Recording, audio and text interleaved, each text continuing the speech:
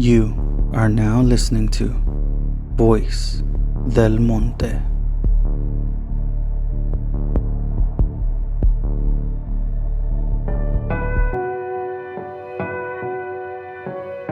Warning.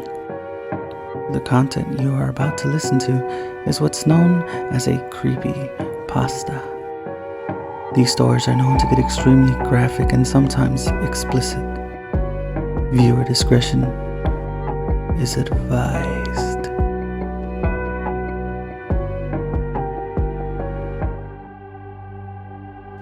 On the 25th of March at 14:57 GMT, the world stopped for 27 minutes and 54 seconds. No one noticed at first. Those that eventually did were ordered to keep quiet. There was no sudden jolt, no collapsing into unconsciousness, no transition into utter darkness and back again. Nothing. For everyone, time had appeared to pass as normal, 1 second, moving uneventfully into the next. Birds flew, people talked, the wind and the rain blew and fell respectively. Nothing had occurred to indicate that anything untoward or unexpected had happened to the inhabitants of the earth. Only those who looked beyond our planet and its ring of constantly chattering satellites now found that the rest of the universe told a different story. NASA and related space agencies noticed first. Signals to ongoing missions beyond those in orbit around the Earth were all off by almost 30 minutes. Frantic investigation revealed that the same time discrepancy was occurring from all incoming signals. Naturally, they came to the conclusion that the problem must therefore lay not with these external elements but with the computers on Earth.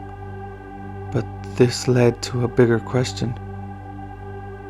One computer glitch was possible, but all of the various space agencies' computers across the globe showing the same failure at the exact same time? Naturally, a virus or a sophisticated global hacking attack was the next obvious answer.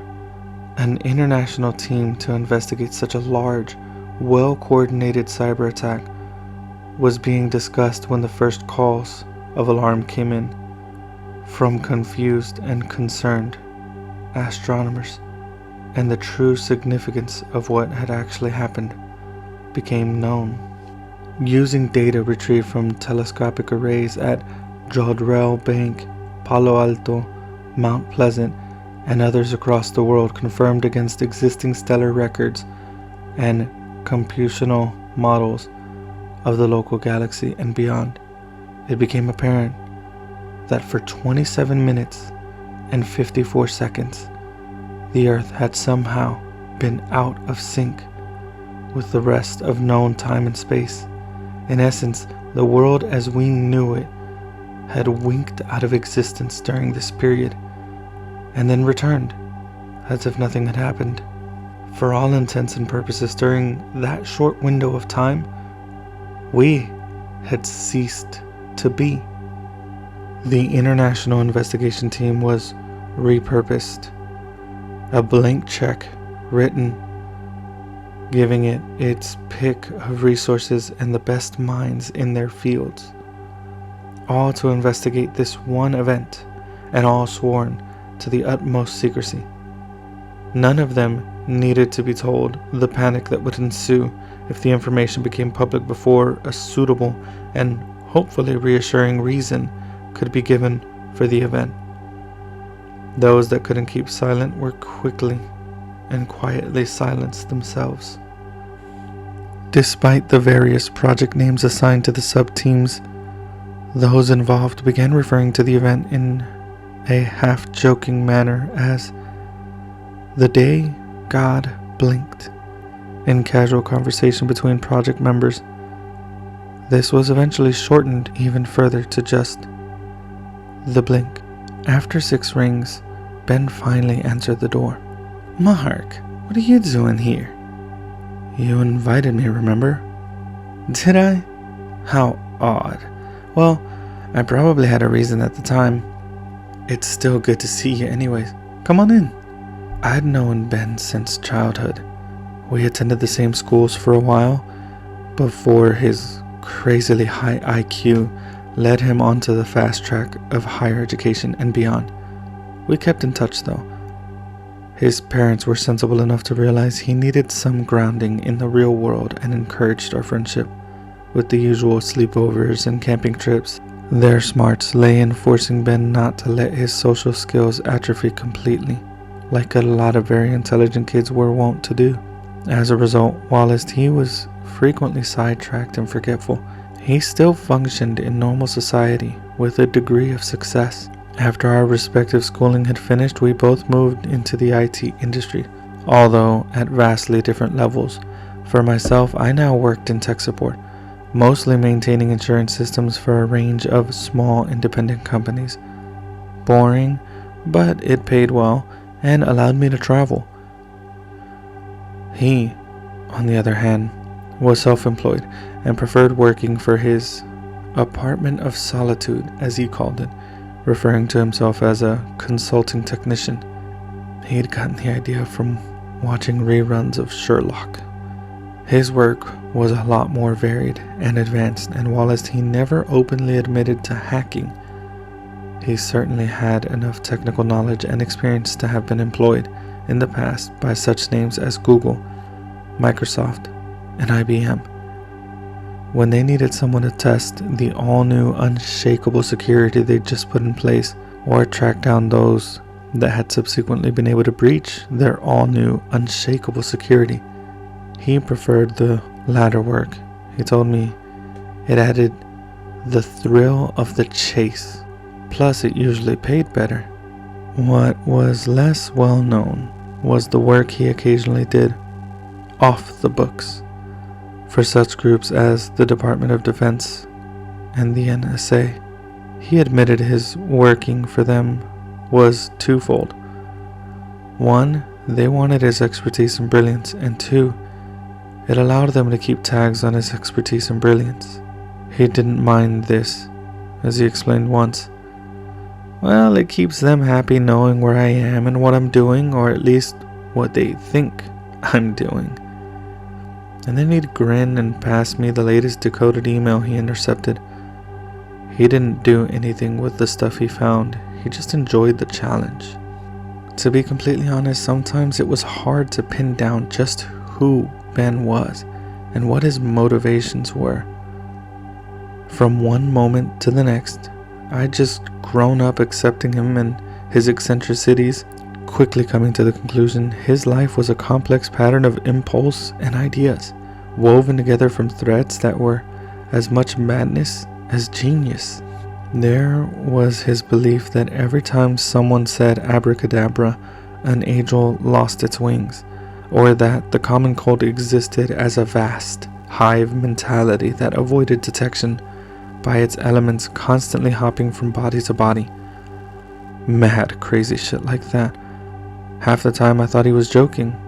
For the rest, I just hoped he had enough common sense to rein it in when in public.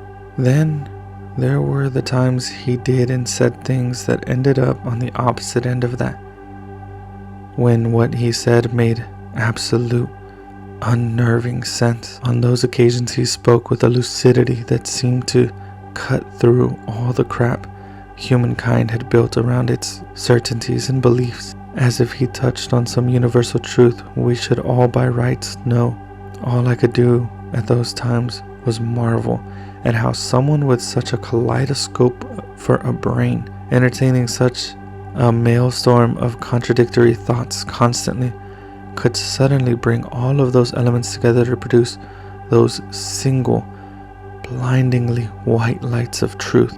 Then he'd suddenly go off on a tangent, accusing his neighbors of being CIA agents trailing neurotoxins on the local cats, and we'd be back to normal. Still, I came at his summons. Despite the craze theories and odd habits, it was definitely the most entertaining conversation around.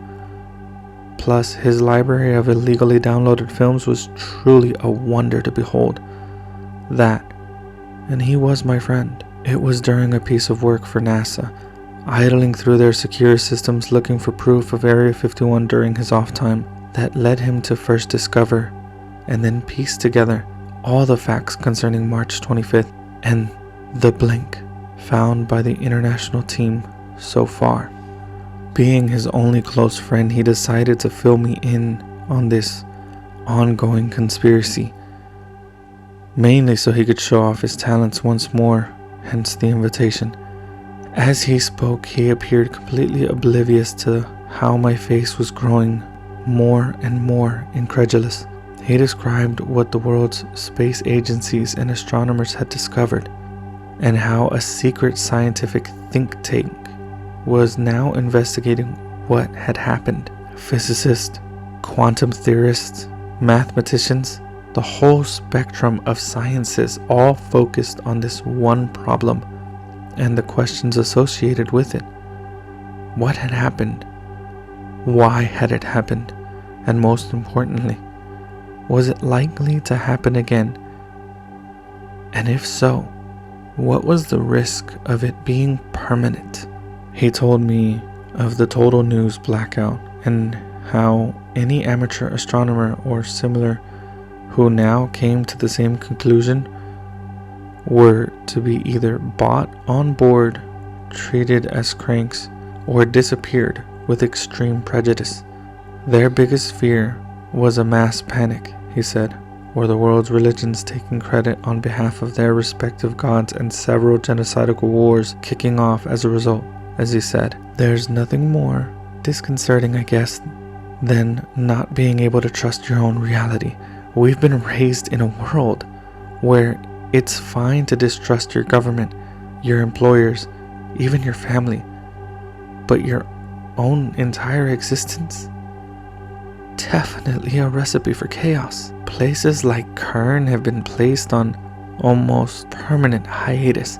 The government of the world have no proof experiments like the ones they were doing there are the cause. But then I suppose they had to point a finger somewhere until more evidence showed up. There's a lot of theoretical work being done now, but pretty much zero practical. I guess it's only a matter of time before they get the scriptwriters in from Doctor Who to brainstorm a possible cause. He sighed at this, sat back in his swivel chair and spun round, gazing at the ceiling, seemingly lost in thought. Then he slowly came to a stop and returned his gaze to me, a mischievous twinkle in his eyes. Then, on the other side, you have all the religions. At this, he paused again, looked around his cluttered desk, and then started building what looked like a tower of various bits and pieces. As it slowly grew in height, he continued speaking. Remember our Bible classes? I like the stories, if not the morality. I especially like the story of Babel. The rising structure of books, hard drives, chocolate bars, magazines, and other items his hands could find in reach had risen to a height just below his chin. He added a few more items, adding to the precarious sway it already had. Pausing again, his hands not touching it but spread wide on either side, ready to stop any imminent collapse. He attempted the voice of an old English vicar, delivering a sermon. Men in his hubris decided to build a tower to God so he may converse with his creator. God, though, in his glorious wisdom, decided man should not be allowed to do this and took steps to rectify the situation. So he cursed mankind with the gift of many tongues. He smirked at this, his eyes never leaving his tower, and returned to his normal voice. While many a project, plan, or piece has been ruined by the inability of people to understand each other, it might be that humanity is overreaching itself again. With the final proof of existence of the Higgs boson, maybe God's decided we're getting too close again, and he's selfish about his tricks. Time for another lesson, perhaps.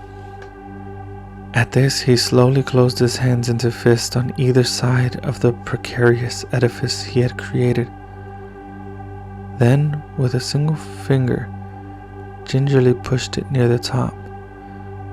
With a crash, his metaphorical tower scattered across the table and the floor. He waited until the sound of books and rubbish falling had died away before speaking again, this time in a thoughtful voice. Maybe the blink, as they call it, was God giving us a heads up, a warning to stop encroaching on his intellectual property, else risk the consequences. Then he grinned again, his tried and true atheism once more reasserting itself. Personally, looking at all the facts so far accumulated, I believe the answer lies even farther afield, he said, a knowing smile on his face. I took a comfort break at this point, shaking my head at this new conspiracy theory. When I got back, he'd moved on already, his head now buried in the side of a PC tower case, now perched on a different desk he reserved for mechanical endeavors. It was quiet for a while, broken only by his humming as he fiddled inside the case, whilst I looked around for somewhere reasonably clean to sit. Then, abruptly, he spoke again, his voice oddly masked by the case. As I was saying, I believe the answers they seek lie farther afield. I have statistical proof, in fact. Statistics? You? He'd often laughed at statistics in the past, blamed them for 63.75% of the world's ills. In his mad pageantry, he had indeed worked out a formula that he said proved this figure. That being said, he told me once he could destroy the world with a single spreadsheet. And in my more fatalistic moments, I honestly believed him. I accept statistics in all their perceived infallibility are the most fallible things in the world. He mumbled from inside the case, reaching aimlessly for a screwdriver on the desk next to him. With a hand colored orange and black from a mix of grease and Cheetos. Take a work of fiction and add numbers to it, and suddenly it becomes non-fiction. Add a pie chart and a graph, and it becomes inviolable truth. Bullocks, said I, only half listening as I lounged on a large dirty beanbag littered with wrappers and the odd wire. He had retracted his head from the case, looked at me in the eyes, and said with a devilish glint in his own, pass it to the right people, in the right places, at the right time, and it becomes law. I replied, deciding not to entertain his paranoid fantasies further in favor of a magazine I'd just found on the floor, amongst the other junk haphazardly discarded as a part of his less than ordered, less than sanitary lifestyle. He grunted at my lack of enthusiasm for continuing one of his favorite topics and buried his head back in the tower case once more before continuing anyway. However, in those cases, I'm referring to your basic bias statistics, marketing, pressure groups, political, and that kind of unreliable crap. Now, pattern recognition, that element, within the field of otherwise exploitable statistics, that I do have time for. Extracting his head again, he looked around the desk the case was on, shifting papers this way and that, as he continued, partially lost in thought. You've heard of SETI, of course. Hold on. If we're heading into alien territory, you can kiss my ass right here and now. He fixed me with a glare, and I threw my hands up in the air in resignation, muttering, I'm sorry, Please continue, O knowledgeable one. Thank you. SETI, the search for extraterrestrial life. One of their jobs being the analysis of signals bouncing in and around our local galaxy, of which they have never found any conclusive proof of intelligent life. I reminded him pointedly. He ignored me. What if the patterns they've been looking for are wrong? What if you could analyze these seemingly random signals another way? What if there is a pattern, but it's spread over a longer period, so you don't even see it as a pattern? Aha! Triumphantly, his hand came out of the pile of books, clutching a pad of post-it notes, scattering the books across the desks. In doing so, fishing a pen from his trouser pocket, I saw him scribble "to do" on the top of the note and slap it on the side of the tower's case before turning around to face me with an excited grin on his face. Have you been watching the Discovery Channel again? Is there a UFO special on this week? I asked pointedly.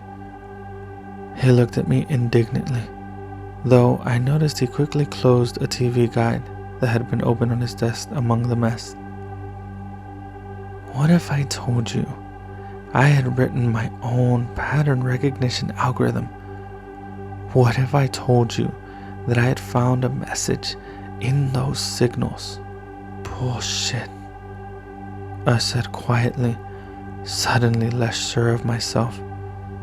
Now, more than a little shaken by what this meant if he had indeed succeeded in discovering a message from an alien race.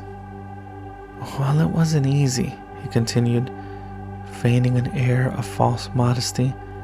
And I do have the NSA to thank, although if they discover I've been running this algorithm in the background on their decryption supercomputer, then I may have to leave abruptly or apologize.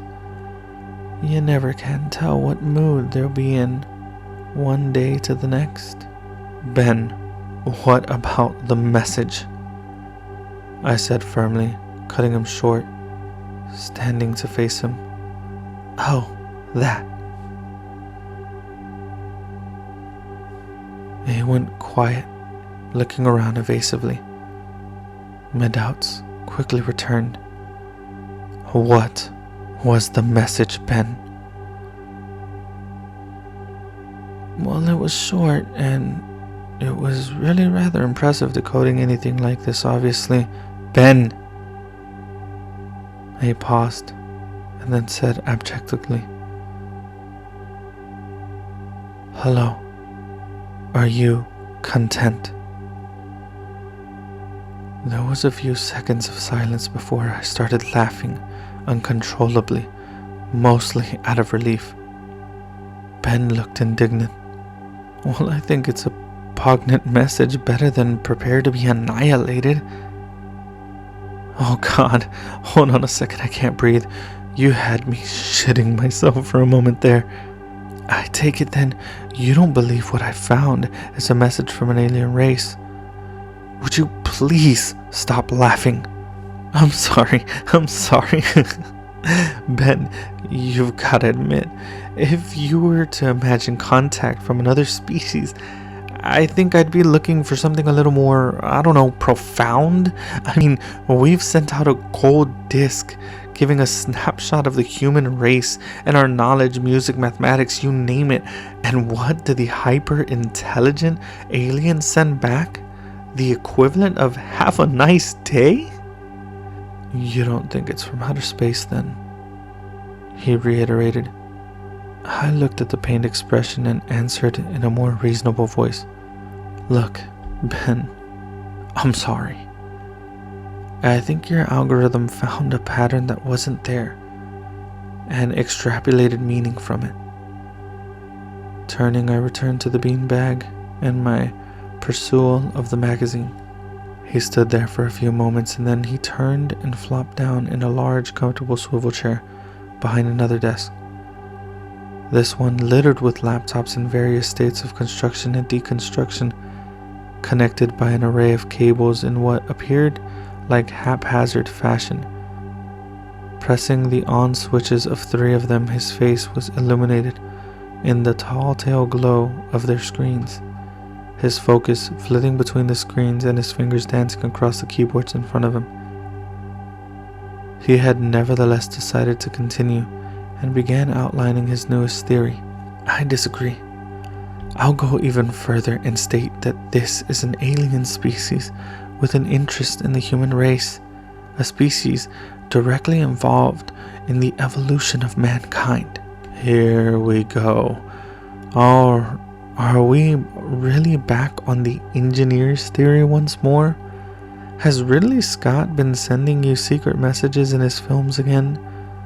I muttered, not looking up from the page I was reading. He ignored this and continued. Think about it. The human body is an amazing machine. It regulates itself, heals itself, and has the ability to create more of itself through reproduction.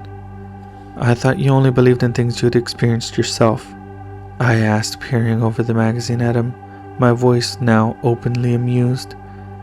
I saw him scowl before he continued with his monologue. As I was saying before I was so rudely interrupted, the human body is an amazing machine, and that is exactly what it is, a piece of technology built using biological parts rather than mechanical ones. It is not, however, a perfect machine. What do you mean? I asked, despite myself. Well, think about it. It has its own defense capabilities in a form of white blood cells to ward off illness. The ability to heal wounds, etc., etc. Occasionally, though, this excellent piece of machinery goes wrong. It functions incorrectly. It has a faulty piece of code, if you will. The immune system could start overreacting, attacking normal, healthy cells. Or maybe it fails in its job in attacking the defective ones it should be dealing with, letting them grow and expand unchecked. Such as? Why, cancer, of course. What? I asked, shocked despite myself. It was only another crazy conversation with Ben, but the word cancer always sent an involuntary shiver down my spine. I had seen enough of its effects on friends and family to be adverse to even its mentioning. But Ben, though oblivious to my discomfort, had continued. Cancer is just one example of the body failing to perform its defined function, an internal failure of a biological system, a mistake, nothing more. We have in essence a design flaw, and if our God or gods are supposedly infallible, then logic dictates we were not built by a benign, omnipotent being, but rather are constructs of a more fallible one. Actions should have been taken to rectify those errors, to complain, if you will. Despite myself, I took another look over the magazine at him, nervous now for a reason I couldn't quite put my finger on. What did you do? Why, I sent a message back telling them this, of course. I hadn't seen Ben in 6 months. Work had kept me busy in London, and he wasn't one for texting or casual telephone conversations to catch up. Then one day, he called me up suddenly to come visit. By this time, snippets of the information about the blink had begun to leak out onto the internet on even some of the more respected sites and journals. Most normal people saw it as just another mad conspiracy theory. Haven't spoken to Ben before, though. When he'd outlined all the data, the fact that other sources were now relaying the same information sent chills through me. It was one thing for it to just be another of his crazy theories, but quite another when a growing number of external bodies were now seeming to confirm the event's existence. This time when I rang his doorbell, he answered on the first ring, but I wasn't ready for the sight when he opened the door. He was haggard and tired, like he hadn't slept in days, and his clothes were rumpled and dirty, even more so than normal. As I stood there, I caught a look in his eyes. They were bloodshot, and they were large, and there were large, dark circles under them. But there was a calm I hadn't seen before, which was echoed in his voice as he welcomed me in. I couldn't quite put my finger on it at first, but then it dawned on me. I had seen and heard this kind of response before in those who were in the final stages of terminal illness: acceptance. I felt my body prickle with unease, that chill that ripples across your skin when you stop thinking in the past or the future, and all your attention is suddenly focused on the now, because you know the world you're used to is about to change in some fundamental way. I paused in the doorway and looked him in the eyes. Then, without thinking, I drew him into a massive bear hug. Ben had never been one for physical contact in all the time I had known him, but he accepted the hug without question, and I felt some of the tension release from him.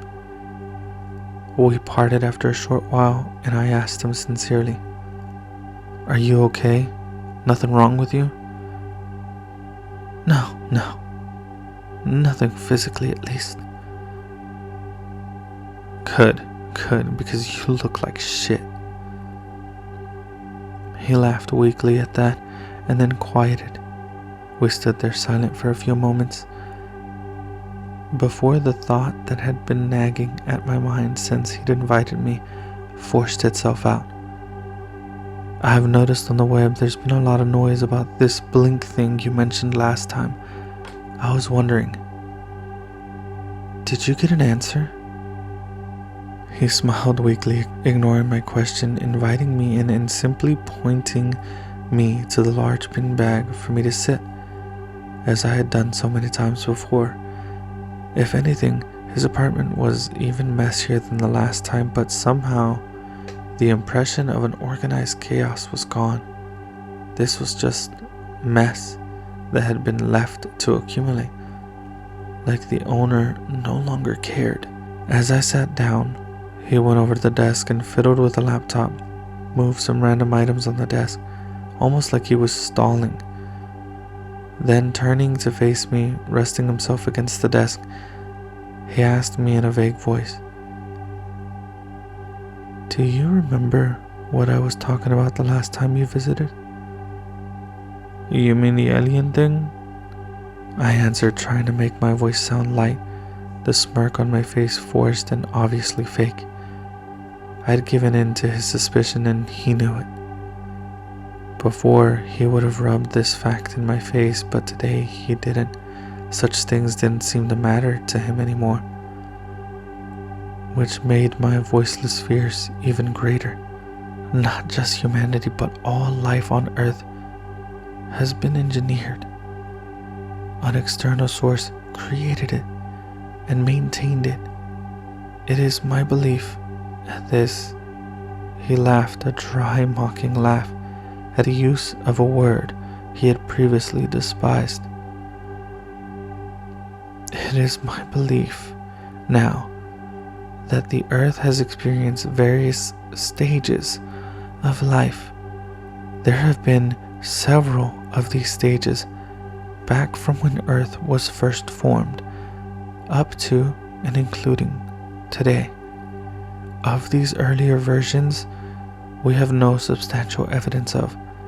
The last one before us, though, we do have several indicators lying around. Me left it hanging, waiting for my mind to catch up. It didn't take long, although I was surprised at how easily I was accepting what was possibly another one of his eccentric theories. "You mean dinosaurs, don't you?" I said quietly, his restraint somehow infecting me as well now. A small smile arranged itself on his lips again, though The sadness never left his eyes. Indeed, those big stumbling sods before us. For the sake of clarity, I've classified them as version 5.0 of life on Earth. We are version 6.0. I now have reason to believe. What about your message? Did you get an answer? I asked again, a bit more impatiently. Not just my message. The Earth's been sending radio signals and more out for quite a few years now, and if we can find their signal, as I've proven, they can certainly pick up ours, even the unintended ones. What are you trying to say, Ben? That they got our messages and they took action. I tried to swallow now in a dry throat. What action? You work in technical support. What is usually your first recommendation when something stops working correctly? I don't know. Usually turning it off and back on again does the trick in a majority of cases. At this, my voice trailed off as I realized what he was implying. What this said about March 25th and the lost 27 minutes and 54 seconds. Ben started laughing, trailing off into a sad cough as he saw what he'd said took hold in my mind. Then he suddenly went off at a tangent, just like the old days, and I listened despite the sick feeling in the pit of my stomach at what I was now thinking. Chariots of gods! Chariots of friggin' gods! Imagine that. Aliens coming down to teach ancient civilization new tricks. Or maybe they didn't. Maybe version 6.0 was still under warranty at that time, and part of the warranty included on-site maintenance. Hell, my money's on the Greek gods were actually extraterrestrial consultants sent down to fix bug problems. Makes you wonder, which fucked up piece of code triggered Pompeii? Shut up! I suddenly raged. Maybe he was in one of his mad phases again, but I knew that he wasn't. The sane, logical part of me didn't want any more truth. I knew I couldn't handle anymore. I looked up and Ben was staring at me, not in anger but in sympathy. He settled down next to me on the beanbag, passing me a beer he had obviously just fished out of the small fridge he kept behind his desk. I took a long swig, let my breathing settle, and then passed it back. Taking that as a cue to continue, he did, but quieter this time, less tinged with the hysterical note that had appeared to be emerging in his speech earlier, like he'd reached the peak of his madness and was now trailing off the other side. It would explain why so many people believed in pantheons of gods back in the day, alien engineers popping down to fix the system whilst we were still covered. Just like Microsoft ending support for older versions of Windows, though. Maybe we just passed the date where version 6.0 of life on Earth was covered, so they stopped coming. He took a swig and passed it back, his voice now wistful, his eyes unfocused, trying to look across the unfathomable void to where he imagined our progenitors resided. And now, in this age of radio and microwave signals, the people of Earth are finally sending messages and emails that can get picked up by their gods, bemoaning this and that failure with their bodies, their families, and the world around them, demanding answers, and these messages tumble out across the ether of space, picked up by some backwater tech support desk in some forgotten nebula. The number of messages reaches a critical mass a statistical point where action must be taken, and some alien equivalent of a high school dropout named Gary checks a scrap of paper on his desk for the instructions to an age-old piece of software. He downed the rest of his beer and then turns it off and on again.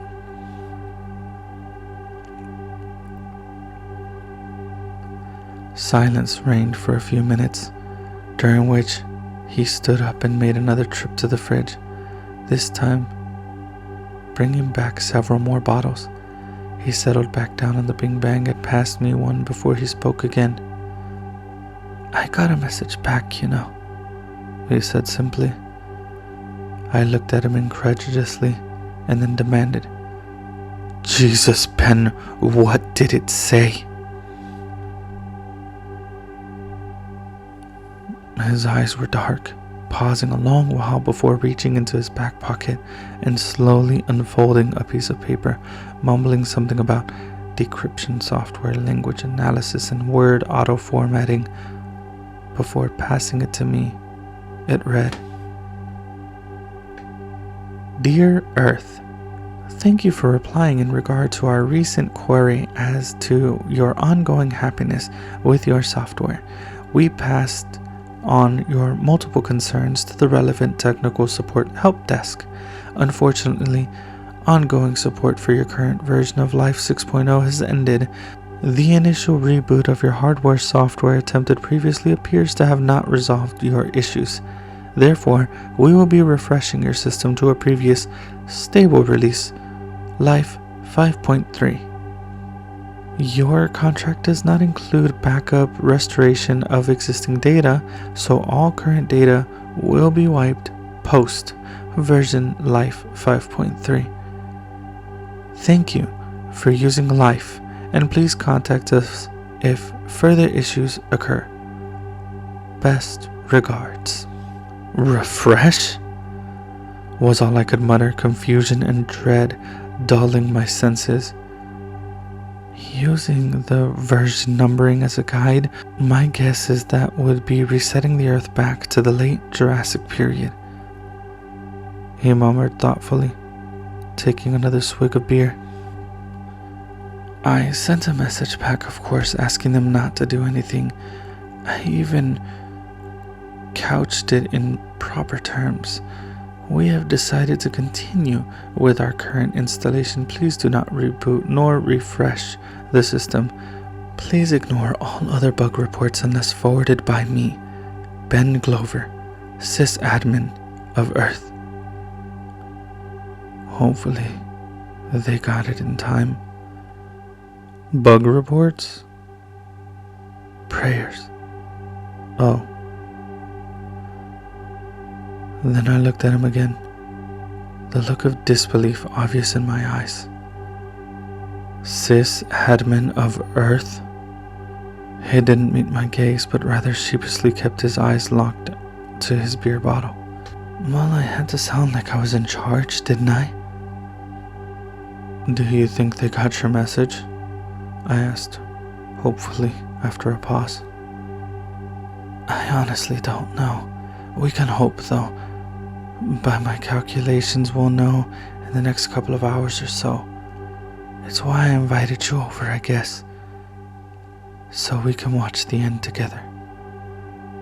Then again, we might just wink out of existence. His voice trailed off. Silence reigned again, broken only by the occasional sips. There wasn't, in all truth, very much else to say. After a while, he finished his beer, rested it gently next to him, and then yawned expansively, leaning back on the beanbag, with his hands clasped behind his head, and said, matter-of-factly, "Well, to be perfectly honest, I don't think the dinosaurs were given a fair enough crack at the whip the first time around. Only right they should be given another go." I turned in disbelief to argue with him at his irresponsible attitude, and then saw the barely suppressed laughter in his eyes. When all was said and done, what was there left to do but wait and see what happened and laugh at the absurdity of it all. He started and I joined in till the tears were rolling down our cheeks. And there we sat, laughing and drinking beer until our world ended. Maybe.